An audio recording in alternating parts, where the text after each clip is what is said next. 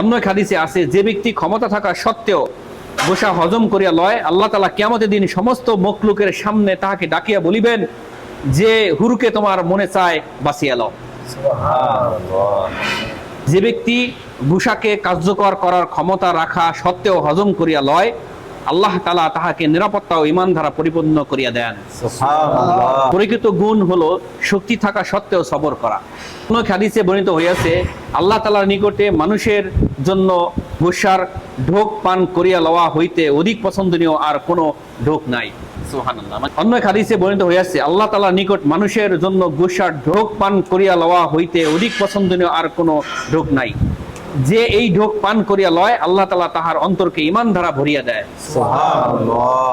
সাল্লাল্লাহু আলাইহি ওয়াসাল্লাম ইরশাদ করিয়াছেন, ওই ব্যক্তি বাহাদুর নয় যে অন্যকে ধরাশায়ী করিয়া দেয়, বরং বাহাদুর সে যে গোশার সময় নিজেকে নিয়ন্ত্রণ করে।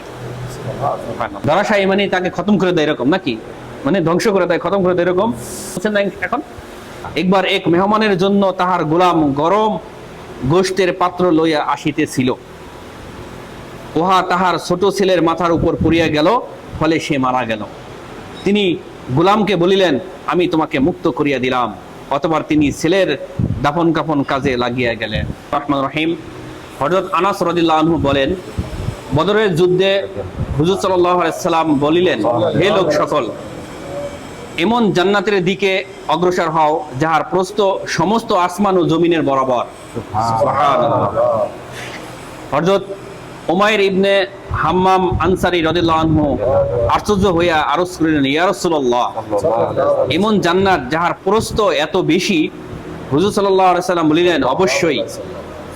হযরত উমাইর রাদিয়াল্লাহু আনহু আরজ করিলেন, বাহ বাহ ইয়া রাসূলুল্লাহ, আল্লাহর কসম আমি উহাতে প্রবেশকারীদের একজন অবশ্যই হইব।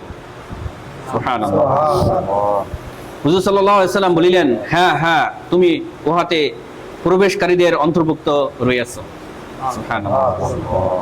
অথবা হযরত উমাইর রাদিয়াল্লাহু আনহু কয়েকটি খেজুর উটের হাওদা হইতে বাহির করিয়া খাইতে আরম্ভ করিলেন। কোথায়? খেজুর খাইতে আরম্ভ করিলেন, যাহাতে লড়াই করিবার শক্তি পয়দা হয়।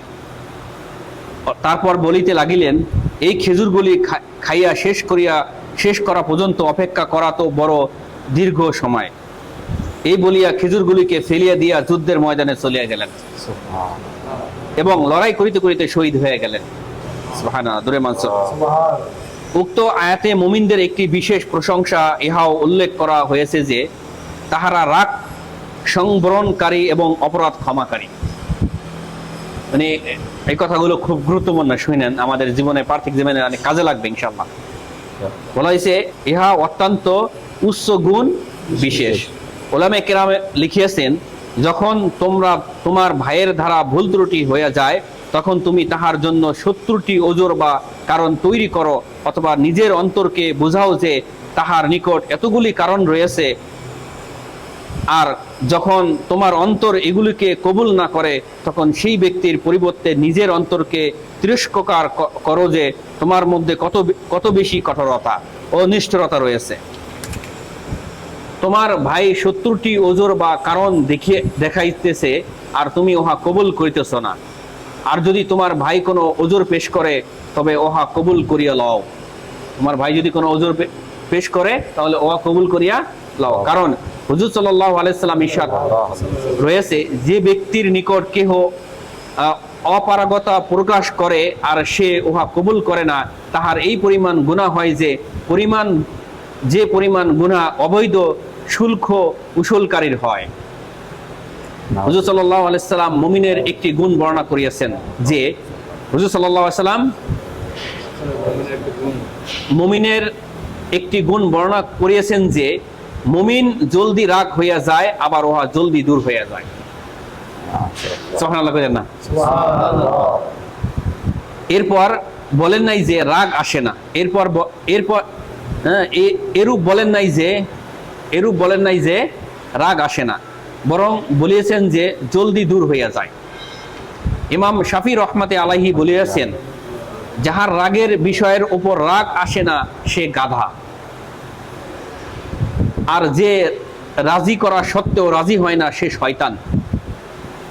এজন্যই আল্লাহ তাআলার রাগ হজমকারী বলিয়াছেন। এজন্য আল্লাহ তাআলা রাগ হজমকারী বলিয়াছেন। রাগ আসে না একথা বলেন নাই, রাগ আসে না একথা বলেন নাই। হুজুর সাল্লাল্লাহু আলাইহি সাল্লাম ইরশাদ করেছেন, যে ব্যক্তি গুসাকে কার্যকর করার ক্ষমতা রাখা সত্ত্বেও হজম করিয়া লয়, আল্লাহ তাআলা তাহাকে নিরাপত্তা ও ঈমান দ্বারা পরিপূর্ণ করিয়া দেন। সুবহানাল্লাহ। এই কথাটা বুঝছেন? মানে আল্লাহ তাআলা এই হুজুর সাল্লাল্লাহু আলাইহি সাল্লাম বলছেন, যে ব্যক্তি গুসাকে কার্যকর করার ক্ষমতা রাখার সত্ত্বেও হজম করিয়া লয়, আল্লাহ তাআলা তাকে নিরাপত্তা ও ঈমান দান করেন। মানে বলছে একজন ব্যক্তি আরেকজনের উপরে রাগ সে প্রয়োগ করতে পারবে, তার ক্ষমতা আছে, কিন্তু সে রাগ প্রয়োগ করে না, সে নিজের ভিতরে হজম করে হালাইল। তো আল্লাহ তাআলা তাকে কি দেবেন বলেন? তাকে আল্লাহ তাআলা নিরাপত্তা দেবেন এবং ঈমান ধারা পরিপূর্ণ করিয়ে দেবেন। অর্থাৎ বাধ্য হইয়া সবর ও সর্বক্ষেত্রেই হয়ে থাকে। প্রকৃত গুণ হলো শক্তি থাকা সত্ত্বেও সবর করা। প্রকৃত গুণ কি? শক্তি থাকা সত্ত্বেও সবর করা। অন্য হাদিসে বর্ণিত হইয়াছে, আল্লাহ তাআলার নিকটে মানুষের জন্য গুসার ঢোক পান করিয়া লওয়া হইতে অধিক পছন্দনীয় আর কোনো ঢোক নাই। এটা কি বুঝাইলো? যে আল্লাহ তাআলার নিকটে গুসার ঢোক যে গিলল, ঠিক আছে, এই ঢোকের সিনে মানে আল্লাহ তাআলার প্রিয় কোনো ঢোক নাই। সুবহানাল্লাহ। মানে একদম মানুষ গুসা করলো, সে জানি গুসাটাকে কি করে, সে গিলে ফেলায়, ঠিক আছে, সে গুসাটাকে গিলে ধ্বংস করে ফেলায়, এইটা বুঝানো হয়েছে। অন্য এক হাদিসে বর্ণিত হইয়াছে, আল্লাহ তাআলার নিকট মানুষের জন্য গুসার ঢোক পান করিয়া লওয়া হইতে অধিক পছন্দনীয় আর কোনো ঢোক নাই। যে এই ঢোক পান করিয়া লয়, আল্লাহ তাআলা তাহার অন্তরকে ঈমান দ্বারা ভরিয়া দেয়। সুবহানাল্লাহ। অন্য এক হাদিসে আছে, যে ব্যক্তি ক্ষমতা থাকা সত্ত্বেও গোসা হজম করিয়া লয়, আল্লাহ তাআলা কিয়ামতের দিন সমস্ত মখলুকের সামনে তাহাকে ডাকিয়া বলিবেন, যে হুরকে তোমার মনে চায় বাঁচিয়া লও। সুবহানাল্লাহ। তাহলে এখানে কি বলছে? যে ব্যক্তি ক্ষমতা থাকা সত্ত্বেও গুসা হজম করিয়া লয়, আল্লাহ তাআলা কিয়ামতের দিন সমস্ত মখলুকের সামনে তাহাকে ডাকিয়া বলিবেন, যে হুরকে তোমার পছন্দ হয় তুমি লয়ে নাও। সুবহানাল্লাহ। হুজুর সাল্লাল্লাহু আলাইহি সাল্লাম ইরশাদ করিয়াছেন, ওই ব্যক্তি বাহাদুর নয় যে অন্যকে ধরাশায়ী করিয়া দেয়, বরং বাহাদুর সে যে গোসার সময় নিজেকে নিয়ন্ত্রণ করে। ধরাশায়ী করিয়া দেয়, বুঝছেন? ধরাশায়ী মানে কি? নিস্তেজ করা, নিস্তেজ। তাহলে বুঝালো যে ওই ব্যক্তিকে বাহাদুর নয় যে অন্যকে ধরাশায়ী করিয়া দেয়। ধরাশায়ী মানে তাকে খতম করে দেয়, এরকম নাকি? মানে ধ্বংস করে দেয়, খতম করে দেয়, এরকম। বরং বাহাদুর সে যে গুসার সময় নিজেকে নিয়ন্ত্রণ করে।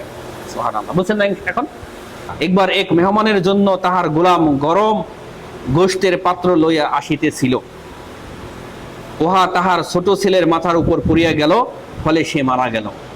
তিনি গোলামকে বলিলেন, আমি তোমাকে মুক্ত করিয়া দিলাম। অতঃপর তিনি ছেলের দাফন কাফন কাজে লাগিয়া গেলেন। এটা বুঝছেন? বলেন তো আপনি কি? যে বাদী নিজে এক মালিকের সন্তান মারা গেল, এক বাদীর হাতের পাত্র পড়ে গিয়ে মাথায় আঘাত প্রাপ্ত হয়ে। এটা হলো মানে এক মালিকের তার গোলাম গোশত আনতেছিল, গরম গোশত মাথায় করে পাতিলে।